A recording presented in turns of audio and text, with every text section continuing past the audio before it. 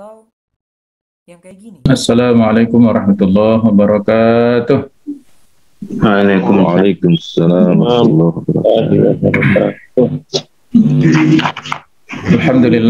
Alhamdulillahilladzi alafa baina qulubina fa asbahna bi ni'matihi ikhwana. Asyhadu an la ilaha illallah wahdahu la syarikalah wa asyhadu anna Muhammadan abduhu wa rasuluhu la nabiyya ba'dah. Allahumma shalli wa sallim ala sayyidina Muhammad wa ala alihi wa sahbihi ajmain, amma ba'du. Untuk mengingatkan kepada kita semuanya tentang salah satu daripada alimul Islam ataupun ajaran-ajaran Islam dari sekian yang ada dalam Syumuliyatil Islam, kita berkiprah dalam politik Islam, maka selalu kita berusaha untuk mendalami dan memahami tentang masalah politik itu sendiri ya.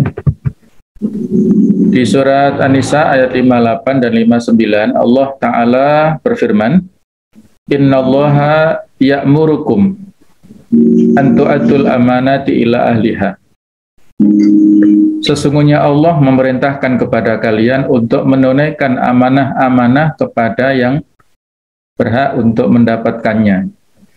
Wa idza hakamtum, dan apabila kalian menghukumi bainan nas, antara manusia, antahkumu bil adl, agar kalian menghukumi dengan adil.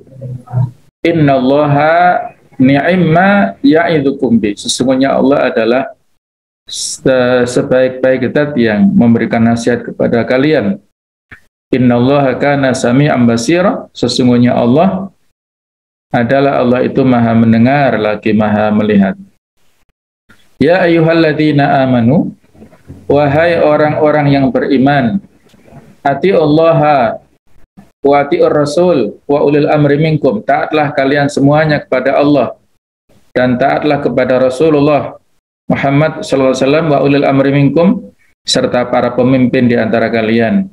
Fa in tanaza'tum fi syai', apabila kalian terjadi perbedaan pendapat tentang sesuatu, farutu ilallah war rasul, maka kembalikanlah kepada Allah dan Rasul. In kuntum tu'minuna billahi wal yaumil akhir, apabila kalian beriman kepada Allah dan hari akhir, dzalika khairun, itu adalah lebih baik, wa ahsanu ta'wila, dan sebaik-baik takwil ataupun kembalinya ya. Jadi ayat ini merupakan peringatan ya bagi kita semuanya, baik itu kita sebagai pemimpin ataupun kita yang dipimpin. Sehingga Ibnu Taimiyah menjadikan dua ayat ini adalah sebagai inspirasi, landasan untuk menyusun buku yang beliau susun, yang menjadi rujukan kita umat Islam, yang berjudul As-Siyasah Asy-Syar'iyyah fi Islahir Ra'i wa Ra'iyah, yaitu politik syar'i, politik Islam untuk perbaikan pemimpin dan yang dipimpin. Jadi ayat 58 ini ditujukan, khitabnya adalah kepada para pemimpin, sedangkan ayat 59-nya, khitabnya itu ditujukan kepada rakyat, yaitu orang yang dipimpin.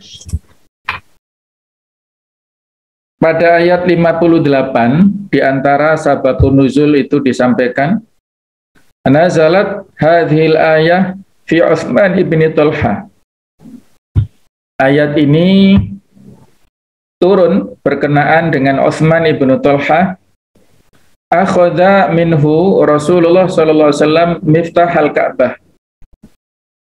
Rasulullah sallallahu alaihi wasallam mengambil darinya kunci Ka'bah. Jadi Utsman bin Talha ini adalah seorang yang diberikan tugas untuk menjaga Ka'bah. Maka Rasulullah mengambil kunci darinya Fatakhala bihi al-bait yaumal fath, maka Rasulullah pada hari Fathu Makkah memasuki Ka'bah. Fa kharaja, kemudian keluar, wa huwa yatlu hadil ayah.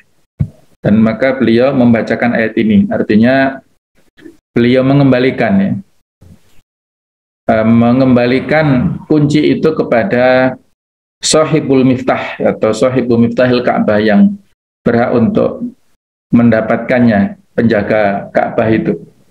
Walaupun sebelumnya sempat terjadi perbedaan pendapat karena seolah-olah ketika Ali, kalau nggak salah itu ya, seolah-olah merebut dengan paksa kunci itu untuk dimasuki Ka'bah, seolah-olah ada terjadi kesalahpahamannya pada awalnya itu, sehingga Utsman bin Talha itu mempertahankan. Nah, ketika mengetahui Nabi Muhammad yang memasuki Ka'bah itu, akhirnya beliau ridho, ya, jadi tidak dipermasalahkan. Jadi mengembalikan kunci itu kepada yang berhak untuk mendapatkannya, yaitu ila ahliha ini. Kemudian ayat 59, sababun nuzulnya diantaranya diceritakan oleh Imam Bukhari serta yang lainnya dari Ibnu Abbas. Beliau mengatakan, nazalat hadil ayah fi Abdullah bin Hudafah bin Qais. Ayat ini turun kepada Abdullah bin Hudafah bin Qais idh ba'athahu Nabi sallallahu alaihi wasallam fi sariyah, ketika Rasulullah mengutusnya dalam sebuah ekspedisi. Sariyah itu adalah ekspedisi peperangan yang Nabi tidak ikut di dalamnya. Kalau Nabi ikut disebut ghazwah. Kalau beliau tidak ikut disebut sariyah. Wal maksud fi kisatihi, yang dimaksud pada kisahnya, fa in tanaza'tum fi syai'in, apabila kalian berbeda tentang sesuatu, fa innahum tanaza'u fi imtithalil amri bi ta'ah, maka sesungguhnya mereka berbeda dalam hal menunaikan perintah ketaatan, wa tawaqquf firaran minan nar, ya, dan mereka abstain, ya, tidak berpendapat karena melarikan ataupun takut dari neraka. Fa nasaba an yanzila fi dzalika ma yurshiduhum ila ma yaf'alunahu in tatanazu wa huwa ratu ilallah wa rasul, maka sesuailah turunnya ayat tersebut memberikan petunjuk tentang apa yang mereka lakukan pada saat berbeda, yaitu mengembalikannya itu kepada Allah dan Rasulnya.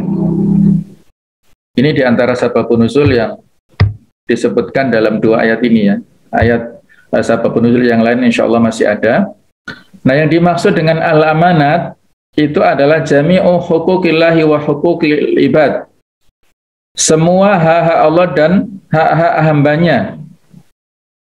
Sedangkan yang dimaksud ni'ma ya'idukum bih adalah ni'mal ladzi ya'idukum bihi ma dzukira.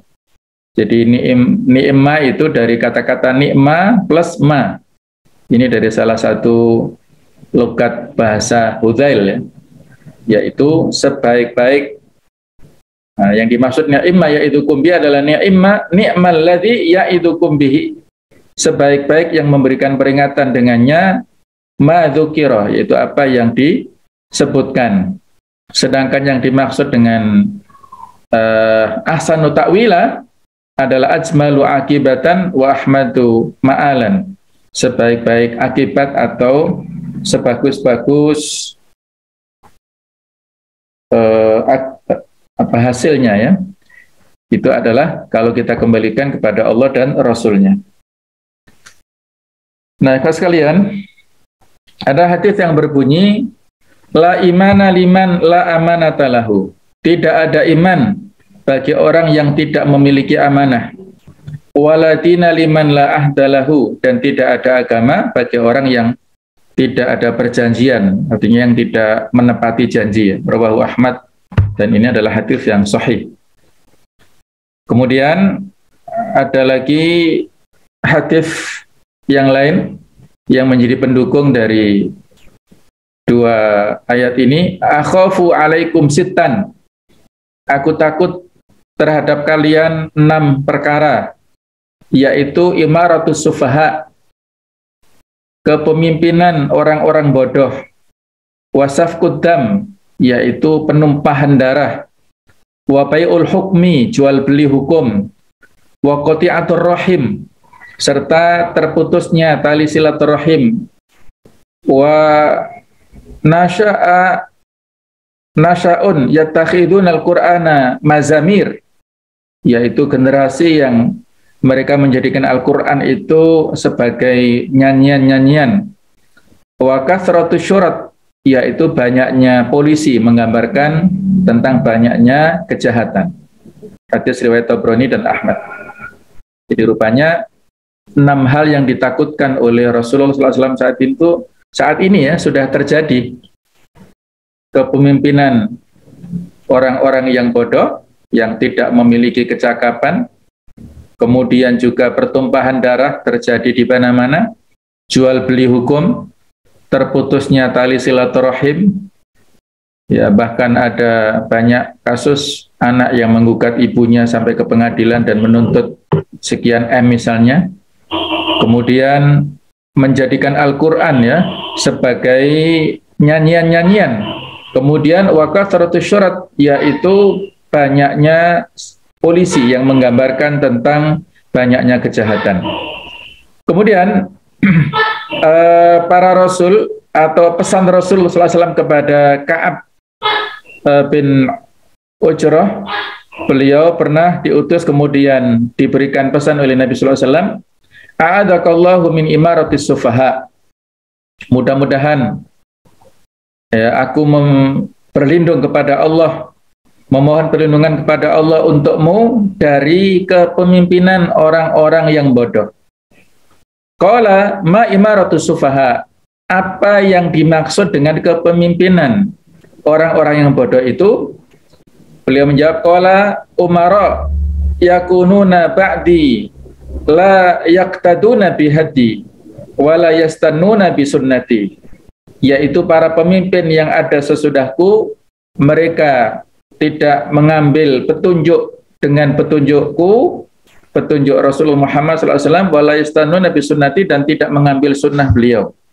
Artinya berijtihad secara pribadi sesuai dengan keinginannya, tidak mengikuti petunjuk yang telah disampaikan oleh Rasulullah SAW. Hadis riwayat Ahmad dan Baihaqi. Kemudian faman saddaqahum bikadzbihim, barang siapa yang membenarkan mereka, para pemimpin yang bodoh itu, dengan kedustaan mereka, wa a'anahum ala zulmihim, dan membantu mereka terhadap kedolimannya, faulaika laisu minni walastu minhum, maka mereka itu bukan termasuk golonganku dan aku bukan dari mereka. Wala yuraddu alayya haudi, ya, dan mereka wala yaridu alayya haudi, dan mereka tidak bisa masuk ke telaga Rasulullah SAW nanti di akhirat. Waman lam yusaddiquhum bikadzbihim, barang siapa yang tidak membenarkan mereka dengan kedustaan para pemimpin yang bodoh itu, wala yu'inahum ala dzulmihim, tidak mendukung mereka atas kedolimannya, faulaika minni, maka mereka itulah termasuk dari umatku, wa ana minhum, dan aku dari mereka, wasa yariduna alayya haudi, dan mereka akan memasuki, akan mampir ke telaga Rasulullah Muhammad SAW. Ada lagi hadis, inna akhwafa ma akhafu alaikum al-a'immah al-mudillun, sesungguhnya yang paling aku khawatirkan kepada kalian adalah para pemimpin yang menyesatkan. Hadis riwayat Ahmad serta Ad-Darimi. Menurut Al-Munawi dalam kitab At-Taisir bi Syarhil Jami' As-Shaghir, para pemimpin sesat itu adalah para pemimpin yang melenceng, menyimpang dari kebenaran, menyelisih Al-Quran dan As-Sunnah. Yang mana Umar bin Khattab memberikan komentar, yaitu yang bisa menghancurkan dunia adalah zallatul alim, tergelincirnya orang-orang yang berilmu, wajidalul munafiq fil kitab, serta perdebatan yang disampaikan oleh orang-orang munafik kepada Al-Quran, wa hukmu al-a'imma al-mudillin, yaitu pemerintahan yang dilakukan oleh para pemimpin yang menyesatkan. Inilah sebagian daripada riwayat dari hadis Nabi sallallahu alaihi wasallam yang menjadi peringatan betapa pentingnya posisi pemimpin di masyarakat kita, ya. Sehingga kalau kita kembali kepada rujukan bagaimana komentar para ulama tentang politik, ya, di antaranya Ibnu Taimiyah mengatakan tentang muhimmatus siyasah, betapa pentingnya politik itu, fungsi politik itu adalah iqamatuddin, menegakkan agama, wa iqamatu ma la yaqumuddin illa bihi min amri dunyahum. Jadi politik itu adalah untuk menegakkan agama dan kehidupan duniawi yang menopang tegaknya nilai dan ajaran agama. Atau kalau harfiahnya adalah yang kita inginkan dengan berpolitik itu adalah menegakkan agama dan menegakkan sesuatu yang tidak bisa tegak suatu agama kecuali dengan politik itu dari urusan dunia.